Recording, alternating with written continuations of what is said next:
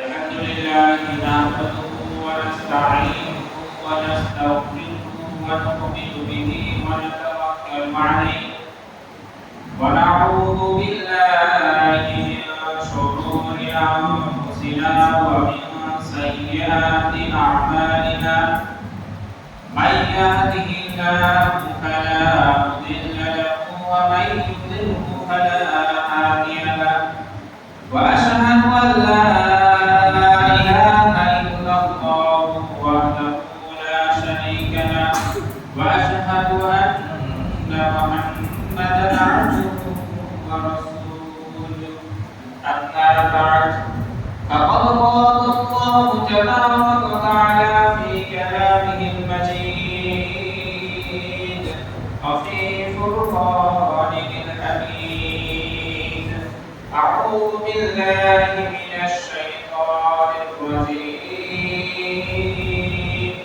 بسم الله الرحمن الرحيم تبارك الذي بيده الملك وهو على كل شيء قدير الذي خلق الموت والحياة ليبلوكم أيكم أحسن عملا وهو العزيز الغفور عن أبي هريرة رضي الله تعالى عنه قال قال رسول الله صلى الله عليه وسلم إذا مات الإنسان انقطع عنه عمله إلا من ثلاثة أو صدقة جارية أو علم ينتفع به أو ولد صالح يدعو له أو كما قال عليه الصلاة والتسليم সমস্ত প্রশংসা পবিত্র আরাধনা বন্দনা সেই মহান রব্বুল আলামিনের জন্য যিনি আমাদেরকে ভালোবেসে দয়া করে ক্ষমতা দিয়ে মসজিদে নিয়ে এসেছেন এবং পবিত্র জুমার নামাজ আদায় করার শক্তি দিয়েছেন তার জন্য সেই মহান রব্বুল আলামিনের প্রতি জানাই লাখো কোটি শুকরিয়া আলহামদুলিল্লাহ। তারপরে জানাই প্রিয় নবী প্রিয় রাসূল আগামে মদিনা কাজদারে মদিনা আহমদ মুস্তাফা মুহাম্মদ মুস্তাফা সাল্লাল্লাহু আলাইহি ওয়াসাল্লাম তিনা বছরে লাখ কোটি দরুদ ও সালাম বর্ষিত সকলে বলি আল্লাহুম্মা সাল্লি আলাইহি আল্লাহুম্মা বারিক আলাইহি। সম্মানিত মুসল্লিয়ানে কেরাম, আজকে আমি আপনাদের সম্মুখে কোরআন মাজিদ থেকে দুটো আয়াত তেলাওয়াত করেছি এবং একটি হাদিসে রাসূল পাঠ করেছি। এই সম্পর্কে আপনাদের সম্মুখে দু একটি কথা বলে আমার আজকের খুতবাটি করব আল্লাহ ইল্লা বিল্লাহ। আজকে কোরআন মাজিদ থেকে যে আয়াতটি পাঠ করেছি সেটা হচ্ছে সূরা মুলকের 1 এবং 2 নম্বর আয়াত এবং আমি আলোচনা করব সূরা মুলকের 2 নম্বর আয়াতটি নিয়ে, যেখানে মহান রব্বুল আলামিন জানিয়ে দিয়েছেন তাবারাকাল্লাযী বিয়াদিহিল মুলক, সর্বময় কর্তৃত্ব সেই মহান রব্বুল আলামিনের হাতে সবকিছু জারি কর্তৃত্ব, ওয়া আলা কুল্লি শাইইন কাদির, এবং তিনি সবকিছুর উপরে সর্বক্ষমতাবান। তিনি এদের তিনার শক্তি ক্ষমতা আধিপত্য এই কথা বলার পরে তিনি দ্বিতীয় আয়াতে যে কথা বলেছেন সেই আয়াত নিয়ে আজকে আমি আলোচনা করব, যেখানে মহান রব্বুল আলামিন বলে দিয়েছেন আল্লাযী খালাকাল মাউতা ওয়াল হায়াতা, তিনি সৃষ্টি করেছেন মৃত্যু এবং জীবন। তিনি সৃষ্টি করেছেন মৃত্যু এবং জীবন। কেন সৃষ্টি করেছেন?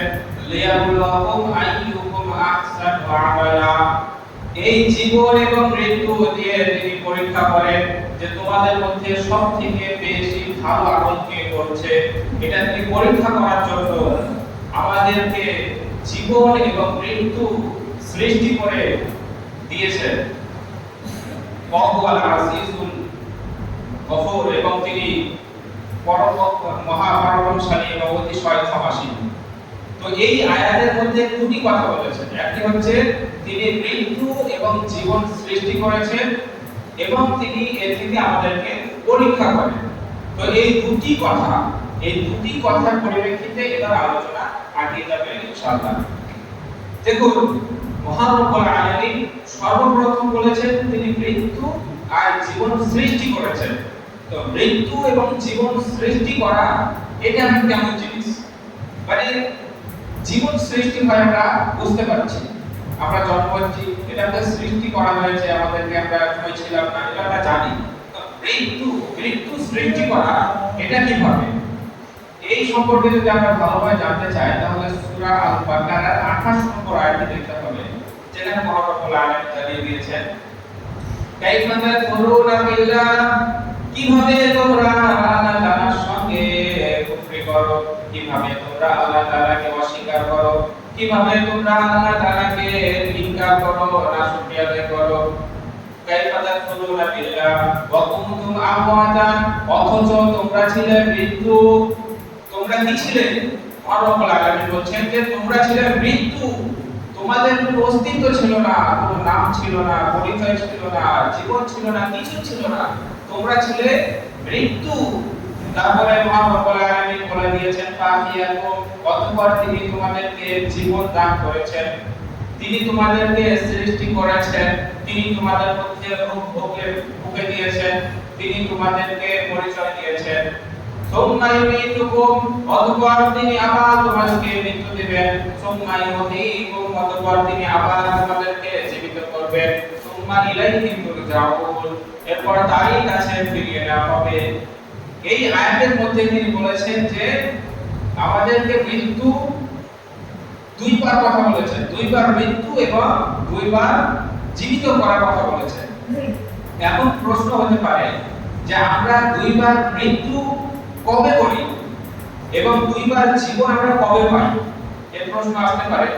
আমরা হয়তো জানি যে আমরা মৃত্যু একবারই হই, যারা আমরা পৃথিবীতে এসে মারা যায় এবং আমাদেরকে আবার জীবিত করা হবে, হয়তো দুইবার জানি। কেউ কেউ এটা জানে যে মায়ের গর্ভে আমাদেরকে জীবন দেওয়া হয়েছে, কিন্তু আরেকবার মৃত্যু এটা কিভাবে? এখানে মহান রব্বুল আলামিন বলে দিয়েছেন কাইফা তাকফুরুনা বিল্লাহ, কিভাবে তোমরা আল্লাহ তাআলার সাথে কুফরি করো, আল্লাহ তাআলাকে অস্বীকার কিভাবে তোমরা করছো? ফাহিয়া সুম্মা ইউমীতুকুম, তোমরা ছিলে মৃত্যু, তোমাদের কোনো নামই ছিল না। তার মানে আমরা যখন মায়ের গর্ভে ছিলাম প্রথমে, তখন আমরা মৃত্যু অবস্থায় ছিলাম। প্রথমে আমরা মায়ের গর্ভে মৃত্যু অবস্থায় ছিলাম। ফাহিয়াকুম, অতঃপর তিনি আমাদেরকে জীবন দিয়েছেন। কবে দিয়েছেন? 120 দিনের মাথায় ফেরেশতা মণ্ডলী মায়ের গর্ভে আসেন এবং তিনি রূহ ফুঁকে দেন মায়ের গর্ভে, এভাবে আমাদেরকে জীবিত করা হয়। তাহলে প্রথমবার আমরা কি ছিলাম? মৃত্যু। তারপরে মায়ের গর্ভে আমরা পেলাম জীবন, এবার দুনিয়াতে চলে এলাম। ফাহিয়াকুম, তারপরে বলছেন সুম্মা ইউমীতুকুম, মায়ের গর্ভ থেকে দুনিয়ায় আসার পরে আমাদের সবাইকেই মারা যেতে হবে, এটা আমরা জানি। এটা হচ্ছে দ্বিতীয়বার মৃত্যু। তারপরে কবরে চলে যাব, কবরে গিয়ে সুম্মা ইউহয়ীকুম, অতঃপর আবার তোমাদেরকে জীবিত করা হবে, যেটা কিয়ামতের জন্য। এটা হচ্ছে দ্বিতীয়বার জীবিত হওয়া। তাহলে এই আয়াতে মহান রব্বুল আলামিন বলে দিয়েছেন দুইবার তোমাদেরকে মৃত্যু দেওয়া হয় আর দুইবার তোমাকে জীবিত করা হয়। সুম্মা ইলাইহি তুরজাউন, অতঃপর তারই কাছে ফিরে যেতে হবে, মহান রব্বুল আলামিনের কাছে শেষমেশ ফিরে যেতে হবে। এই যে তিনি বলেছেন মৃত্যু এবং জীবন, এই জিনিসের রহস্য বুঝতে গেলে খুবই গভীরভাবে বুঝতে হবে। একজন বিজ্ঞানী ছিলেন, তিনার নাম হচ্ছে ম্যাকডওয়েল ডানকান। এই ঘটনা আপনারা সবাই শুনেছেন। সেই বিজ্ঞানী রূহ, মানুষের রূহ বা আত্মা কত কেজি ওজন, এটা মাপার জন্য একটি এক্সপেরিমেন্ট করেছিলেন। এই কথা আপনারা শুনেছেন। তো তিনি একজন মারা যাবে এরকম একজন মানুষকে আনার পরে একটি সূক্ষ্ম ডাড়িতে ওজন করার পরে দেখছে যে এই মানুষের ওজন 50 কেজি বা 60 কেজি। তারপরে মারা যাওয়ার পরে আবার ওজন করছে যে কত কেজি কমলো। যদি বেশি কমে যায় 1 কেজি, 2 কেজি, 500, যত কমবে তাহলে জানতে হবে তার আত্মা, তার ওজন হচ্ছে এতটুকু। এইভাবে সে একটা এক্সপেরিমেন্ট বা গবেষণা করেছিল। তো সেই গবেষণা কি হয়েছিল? গবেষণা ফেল হয়ে গেল। কেন? যখন কিছু মানুষকে আনা হলো, কারো ওজন আগে যা ছিল মারা যাওয়ার পরে বেড়ে গেল, আবার কিছু মানুষের ওজন আগে যা ছিল মারা যাওয়ার পরে কমে গেল। তো মারা যাওয়ার পরে কারো ওজন বেড়ে যায়, কেউ কমে যায়, ওটা বলা যাবে না। তো রূহের বা আত্মার ওজন কতটুকু এটা সে মাপতে পারেনি। তবে অনেক চেষ্টা করে একবার বলেছিল যে আত্মার ওজন 21 গ্রাম, যেটা পরবর্তীতে ভুল প্রমাণিত হয়েছিল। তা আত্মার ওজন কি কতটুকু এটা আমরা কেউ বলতে পারবো না। এই আত্মা শুরু হয় কবে থেকে? যদি আমরা আদম আলাইহিস সালামের ঘটনা দেখি, যেখানে এই আত্মার সৃষ্টির ব্যাপারে মহান রব্বুল আলামিন বলে দিয়েছেন। তিনি কোরআন মাজিদের মধ্যে বলে দিয়েছেন, ইয ক্বালা রাব্বুকা লিল মালাইকাতি ইন্নী খালিকুম বাশারাম মিন তিন। স্মরণ করো যখন তোমার রব ফেরেশতাদের বললেন যে আমি জমিনে মাটি থেকে একজন প্রতিনিধি সৃষ্টি করব। ফাইদা সাওয়াইতুহু, অতঃপর যখন আমি তাকে পরিপূর্ণ করব বা সম্পূর্ণ করব, সুসম্পূর্ণ করব, কমপ্লিট করব। ফাইদা সাওয়াইতুহু ওয়া নাফাখতু ফীহি মির রূহি, এবং আমি তার মধ্যে আমার রূহ যখন ফুঁকে দেব। ফাকাউ লাহু সাজিদিন, তখন তোমরা সবাই তার উদ্দেশ্যে সিজদা করো। এই মহান রব্বুল আলামিন এই আয়াতের মধ্যে বলছেন যে আমি আদম আলাইহিস সালামকে সৃষ্টি করব এবং তার মধ্যে আমার রূহ ফুঁকে দেব, আমার রূহ ফুঁকে দেব। ফাইদা সাওয়াইতুহু ওয়া নাফাখতু ফীহি মির রূহ, ওয়া নাফাখতু ফীহি মির রূহ, তার মানে হচ্ছে আমি তার মধ্যে, মানে আমি আদম আলাইহিস সালামের মধ্যে আমার রূহ ফুঁকে দেব। ফাকাউ লাহু সাজিদিন, যখন আমার রূহ তার মধ্যে ভরে দেব তখন তোমরা তাকে সিজদা করিও। তাদেরকে বললো? ফেরেশতাদেরকে।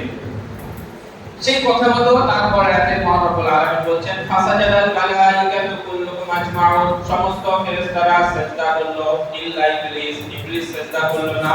ইস্তাকবারা ওয়া কানা মিনাল কাফিরিন, সে অহংকার করলো এবং সে কাফিরদের মধ্যে হলো।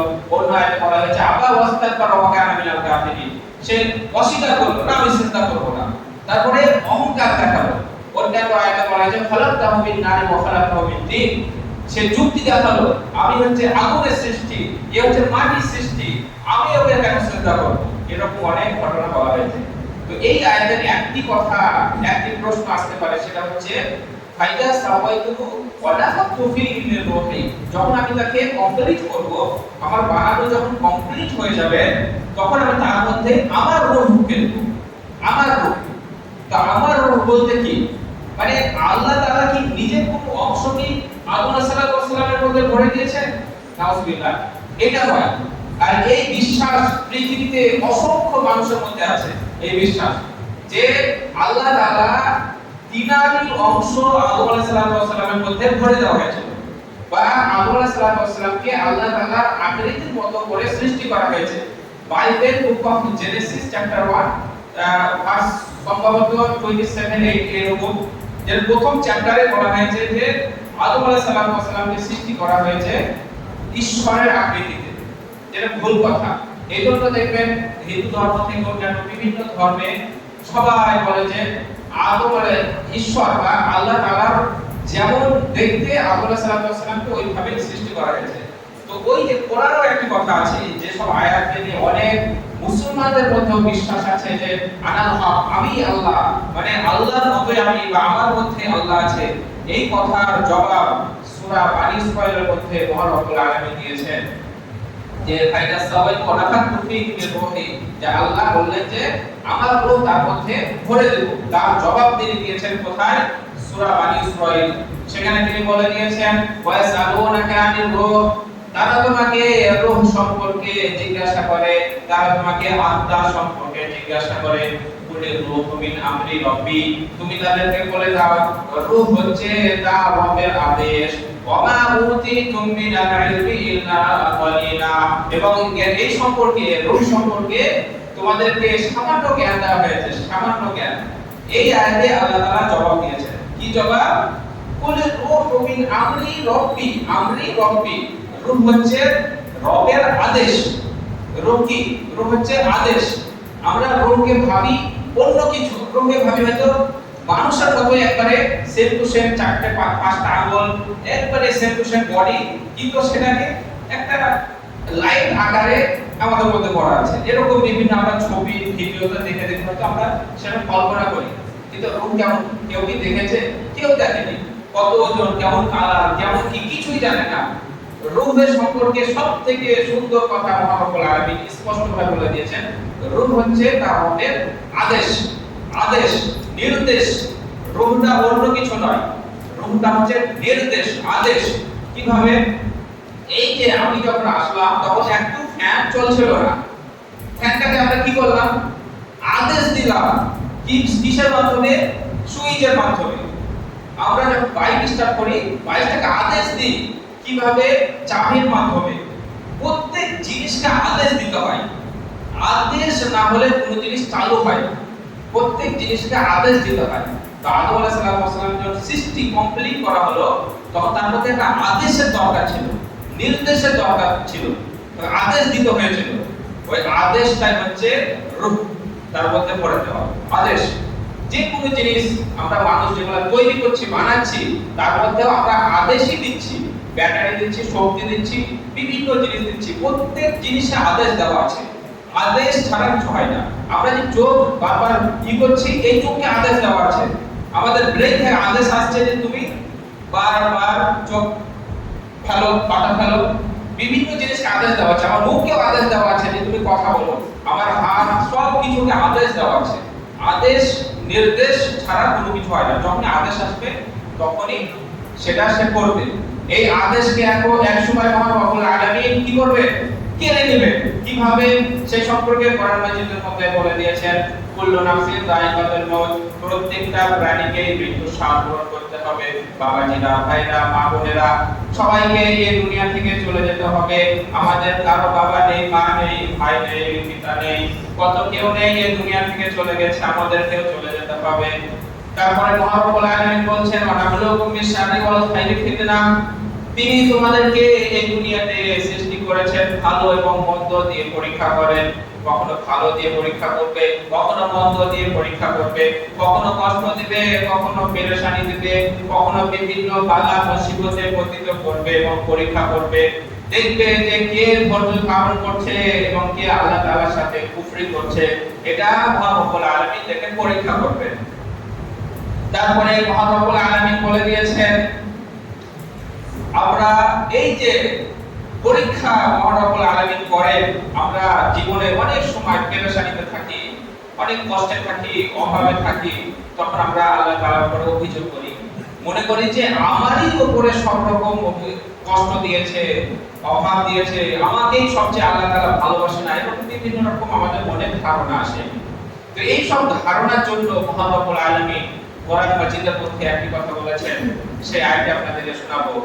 মহান রব্বুল আলামিন যখন নবী সাল্লাল্লাহু আলাইহি ওয়াসাল্লামের উপরে অত্যাচার হতো, নবী সাল্লাল্লাহু আলাইহি ওয়াসাল্লামের সাহাবাদের উপরে যখন অত্যাচার হতো, তখন সাহাবায়ে কেরামরা নবী সাল্লাল্লাহু আলাইহি ওয়াসাল্লামকে এসে একদিন বলছেন যে, হে নবী, আমাদের উপরে এত অত্যাচার করছে, কাফেররা এরকম ভাবে জ্বালাচ্ছে, আমরা তো আল্লাহকে মানি, পৃথিবী তো আল্লাহ, তাহলে আমাদের উপরে অত্যাচার হচ্ছে, এটা আবার কেমন ব্যাপার?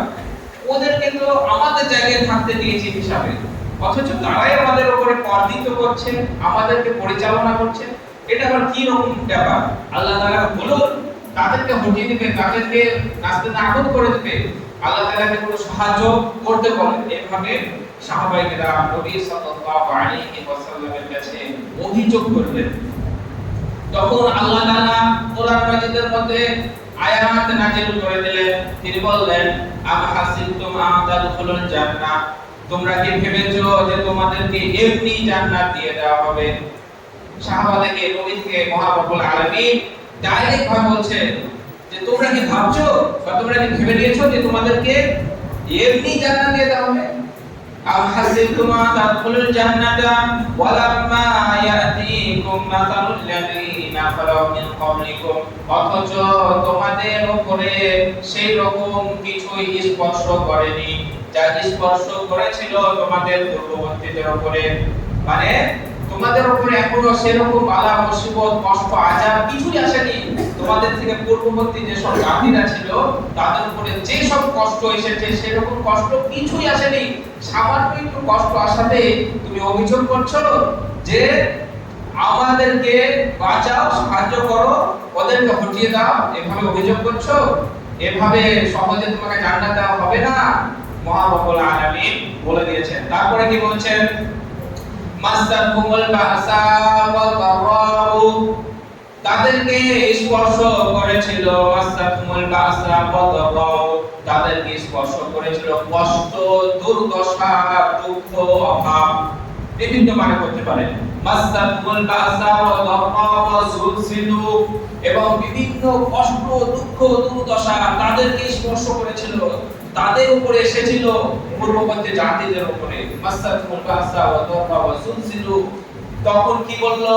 হাত্তা ইয়াকুলা রাসূল ওয়াল্লাযীনা আমানু মা'হু, তখন তার রাসূল এবং তার সাথী সাহাবারা সবাই এক বাক্যে বলে ফেলেছিল, তাদের উপরে এত কষ্ট এসেছিল, এত দুঃখ এসেছিল, এত দুর্দশা এসেছিল, এত পেরেশানি, বালা মুসিবত এসেছিল, তারা বলতে না চাইলেও সেই যুগের নবী সাল্লাল্লাহু আলাইহি ওয়াসাল্লামের পূর্বে যত নবী রাসূল যারা এসেছিলেন তাদের মুখ থেকে বের হয়ে গিয়েছিল, মাতা নাসরুল্লাহ, কখন আসবে আল্লাহ তাআলার সাহায্য, কখন কবে আসবে আল্লাহ তাআলার সাহায্য, মাতা নাসরুল্লাহ, হে আল্লাহ তোমার সাহায্য কবে আসবে, আমাদের উপরে এত কষ্ট, এত দুঃখ, এত দুর্দশা আসছে, তোমার সাহায্য কবে আসবে গো আল্লাহ। এভাবে তারা কাঁদতে কাঁদতে কাকুতি মিনতি করে তারা মহান রব্বুল আলামিনের কাছে মুখ ফুটে বলতে না চাইলে মুখ ফসকে বলে ফেলেছিল।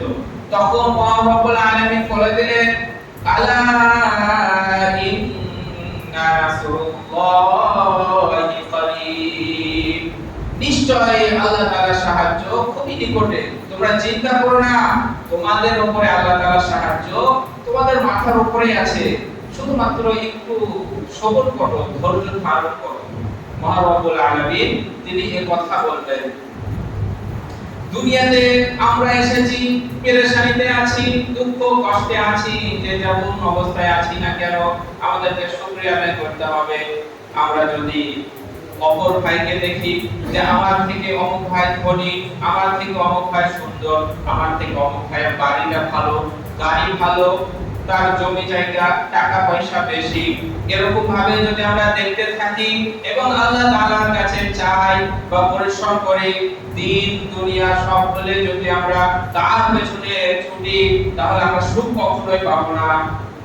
একটু ভেবে দেখুন, আজ থেকে 20 বছর আগে যখন আমরা ছোট ছিলাম, তখন আমাদের পিতামাতার কাছে টাকা থাকতো না, আমাদের কাছেও টাকা থাকতো না। এখন তো সেই তুলনায় আমাদের অনেক সুখ। আমরা এখন না খেয়ে কি থাকি? কেউ থাকি না। কিন্তু ছোটতে আমাদের আব্বা মারা বলে যে আগে মানুষ খেতে পেত না, দিনে একবার খেত, এরকম ব্যাপার। তো তারা কত কষ্টে থেকেছে, সেই তুলনায় আমরা এত সুখে আছি, তবু আল্লাহ তাআলার উপর অভিযোগ করি, মনে করি যে আল্লাহ তাআলা আমাকেই সব দুঃখ দিতে পেরেছে, আর কাউকে দুঃখ দেয় না, ওই ভাইকে এত ধন সম্পদ দিয়েছে, এরকম ভাবে অভিযোগ করি। কিন্তু একটা জিনিস মনে রাখবেন, ধন সম্পদ কখনোই সুখ দিতে পারবে না।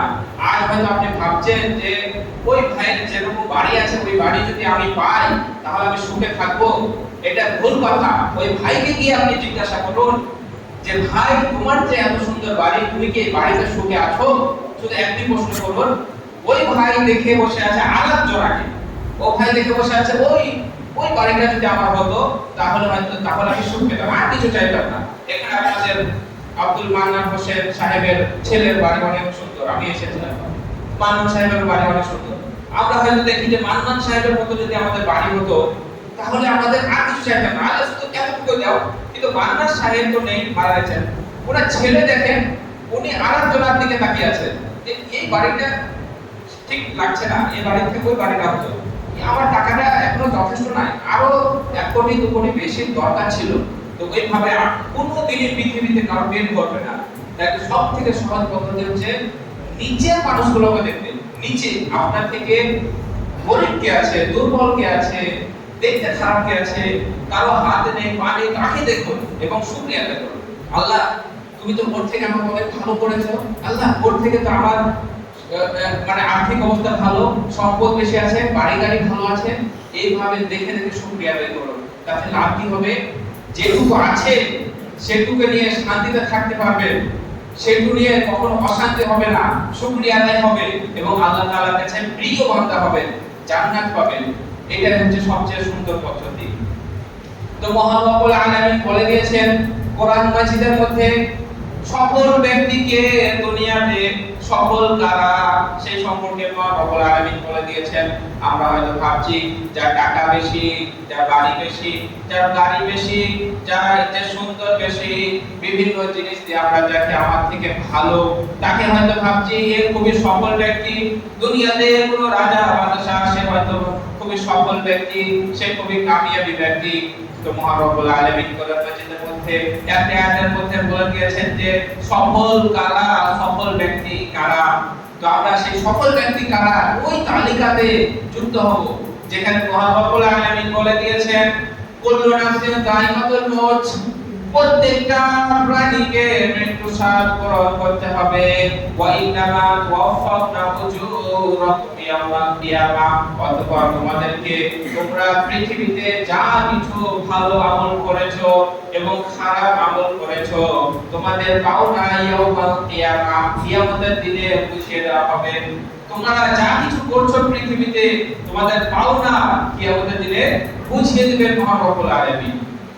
তারপরে বলছেন ফামান যুহজিহা আনিন নার, পাওনা বুঝে যে ব্যক্তি জাহান্নামের আগুন থেকে বাঁচতে পারলো, যে ব্যক্তি জাহান্নামের আগুন থেকে নিজেকে দূরে রাখতে পারলো, যে ব্যক্তি জাহান্নামের আগুন থেকে পরিত্রাণ পেল, ওয়া উদখিলাল জান্নাতা, এবং যে ব্যক্তি জান্নাত কিনে নিতে পারলো, জান্নাতে প্রবেশ করতে পারলো, তার জান্নাতে স্থান ঠিকানাটা করে নিতে পারলো, ফাকাদ ফাজ, সেই হচ্ছে সফল ব্যক্তি, সেই হচ্ছে আসল সফল। কাকে বলেছেন? দুটো কথা বলেছেন। ফামান যুহজিহা আনিন নার, যে ব্যক্তি জাহান্নাম থেকে নিজেকে বাঁচিয়ে নিতে পারলো, ওয়া উদখিলাল জান্নাতা, এবং যে জান্নাতে নিজেকে প্রবেশ করে নিতে পারলো, ফাকাদ ফাজ, সেই হচ্ছে সফল ব্যক্তি। তো দুটো রাস্তা, জাহান্নাম থেকে বেঁচে জান্নাতে নিজেকে প্রবেশ করানো, সেই হচ্ছে সফল ব্যক্তি। তো দুনিয়াতে যে যেমনই হোক, টাকাওয়ালা হোক আর টাকা বিল্লা হোক, কিন্তু সে সফল ব্যক্তি নয় যদি সে নিজেকে জাহান্নাম থেকে না বাঁচাতে পারে এবং জান্নাতে প্রবেশ না করতে পারে। তারপরে মহান রব্বুল আলামিন শেষ অংশে বলছেন ওয়ামাল হায়াতুদ দুনিয়া ইল্লা মাতাউল গুরুর, দুনিয়ার জীবনটা হচ্ছে ধোঁকা, সব ধোঁকা। আপনি ধোঁকায় যদি পড়ে যান তো ধোঁকা খেতেই থাকবেন, আপনার দাড়ি পেকে যাবে, চুল পেকে যাবে, কবরে আপনার যাওয়া পর্যন্ত আপনি ধোঁকায় থেকে যাবেন। আর ধোঁকা খেতে এমন ধোঁকা খাবেন তো কবরে গিয়ে বুঝতে পারবেন যে আমি দুনিয়ায় কত বড় ধোঁকা খাওয়া মানুষ ছিলাম। প্রচুর ধোঁকা খাবেন মানুষ, অন্যান্য জিনিসে সাময়িক ধোঁকা খায়, দুনিয়ায় যে পড়ে যায় সে সারা জীবন ধোঁকা পাবে, তার দুনিয়া বরবাদ, আখিরাত বরবাদ, সবকিছু বরবাদ, কোনো শান্তি কোনো কিছু হবে না। তো শেষে আমি একটি হাদিস পাঠ করেছিলাম, সেই হাদিস সম্পর্কে, হাদিসের মানেটা শুধুমাত্র করে দিয়ে আজকে আলোচনা শেষ করব।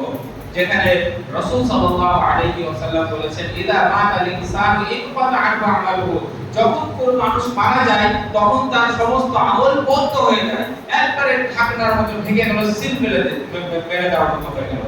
তো ইল্লা মিন সালাসাতি, তারপরে বলছেন তিনটা আমল বাকি আছে, তিনটা আমল তার জারি থাকে। সেটা কি?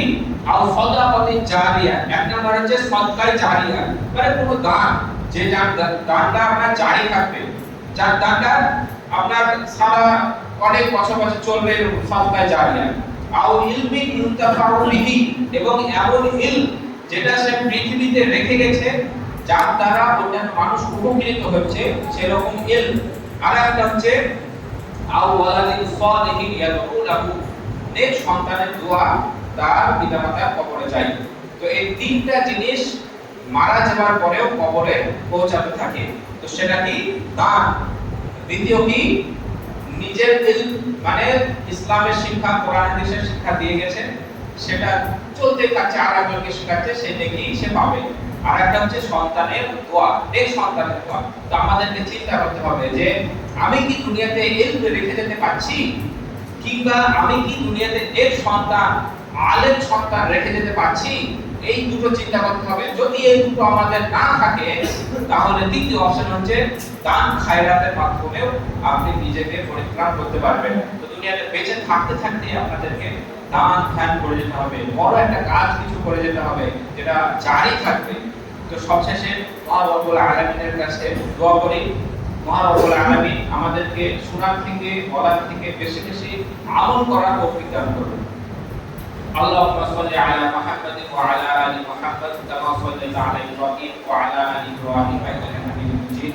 اللهم بارك على محمد وعلى ال محمد كما باركت على ابراهيم وعلى ال ابراهيم انك حميد مجيد. وما علينا الا البلاغ.